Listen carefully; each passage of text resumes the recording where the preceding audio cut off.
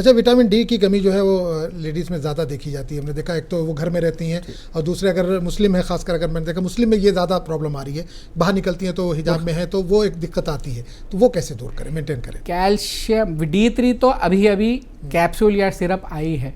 पहले क्या होता था, धूप, अर्ली मॉर्निंग। नहीं, वही आजकल फ्लैट का सिस्टम जो हमारा जी हाँ, पहले आंगन होते था, वो चीज़ खत्म हो गई। तो आप कोशिश करें, पहली चीज अगर सुबह की धूप ले सकते हैं, बहुत अच्छी बात है। खिड़की में से अगर आ रही है, आपने आस्तीन को ऊपर किया, थोड़ा पैंचा ऊपर किया, 15 मिनट धूप में बैठ गए, ये आपको बहुत हेल्प करेगा। ये अगर नहीं कर पा रहे हैं तो फिर दवाई है, क्योंकि विटामिन D3 20 के ऊपर रहना चाहिए। मेरा खुद 16 है, बिकॉज हम भी गाड़ी में बैठते हैं, बाहर आते हैं, एसी में रहते हैं, कुछ भी चांस नहीं होता। तो बोलने का मतलब है कि अगर दवाई नहीं ले सकते, अगर धूप नहीं ले सकते तो दवाई लेना है। अच्छा, ये तो D3 का आपने जिक्र किया। B12 क्या होता है? B12 जनरली जो प्रोटीन इंटेक अच्छा रहता है, वो भी एक मल्टी विटामिन बी का 12th फॉर्म है।